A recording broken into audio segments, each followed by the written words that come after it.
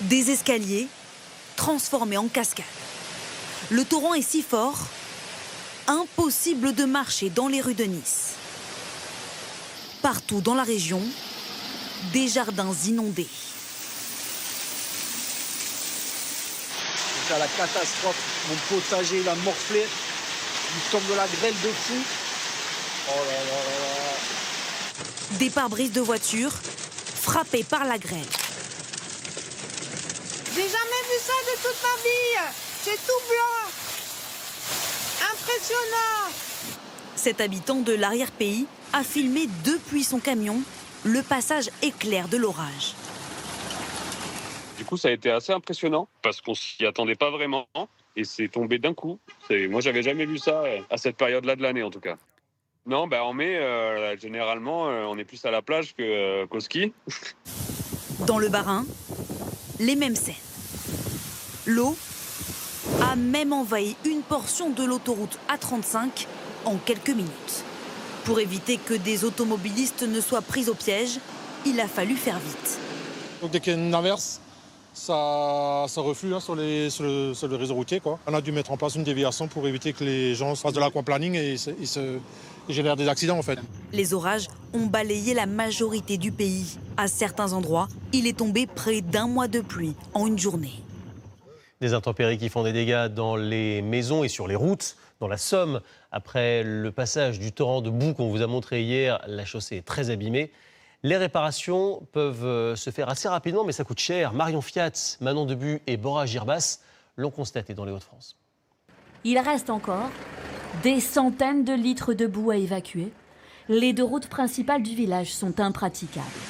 48 heures après la coulée de boue qui a déferlé sur Sailly-Lorette, les travaux de voirie ont déjà débuté, mais il va falloir beaucoup de temps pour tout remettre en état. C'est impressionnant, hein. J'ai rarement vu une hauteur d'eau avec autant de boue. L'enrobé, c'est une petite couche, hein, et à partir du moment où il y a une infiltration, ça finit par exploser. Il y a 6 mois, 620 km de voirie avaient été détruits par les crues dans le Pas-de-Calais, et la reconstruction prend beaucoup de temps. Comme ici à Renty, où le trottoir avait été arraché par la rivière. Aujourd'hui, des pieux en métal ont été plantés pour sécuriser la route.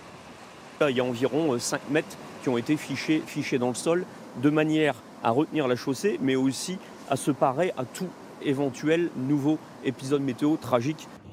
La reconstruction, c'est un défi pour ce département, car le coût est exorbitant.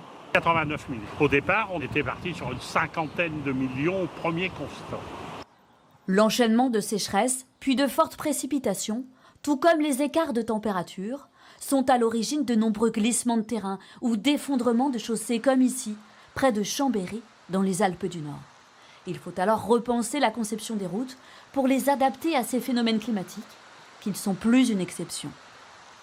Qu'on peut intégrer des matériaux qui sont plus drainants, qui permettent des écoulements d'eau plus faciles. Mais encore une fois, tout ça demande du temps et de l'investissement et beaucoup d'énergie pour être mis en œuvre.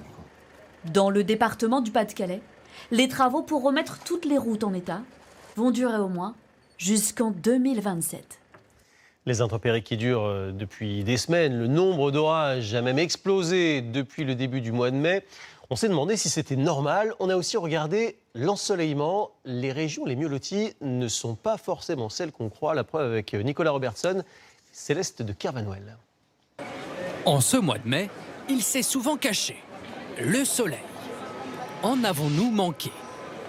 Depuis le début du mois, il a plutôt brillé par son absence. Quasiment l'ensemble de la France est déficitaire.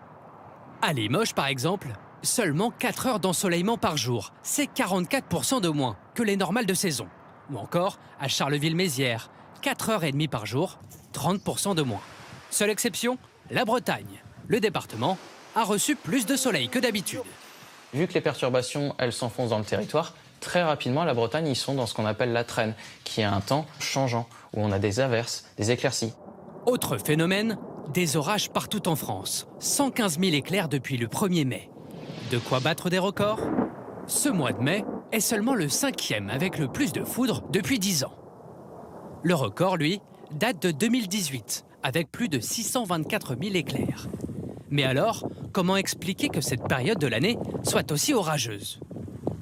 Les jours sont de plus en plus longs au mois de mai, donc les températures chauffent de plus en plus dans la journée. C'est de l'air de plus en plus chaud, et plus l'air est chaud, plus il est léger, donc il remonte, et à une certaine altitude, il rencontre de l'air froid. Et c'est ainsi qu'à un moment donné, on a ces pluies, ces averses, et parfois ces orages. Des orages et de la grêle à répétition. Comme dans l'Yonne, le 2 mai, en Lot-et-Garonne, le 6 mai, ou encore dans le Var, le 15 mai. Un phénomène certes impressionnant, mais pas inédit pour la saison. Et bonne nouvelle, le temps devrait s'améliorer dès le week-end prochain.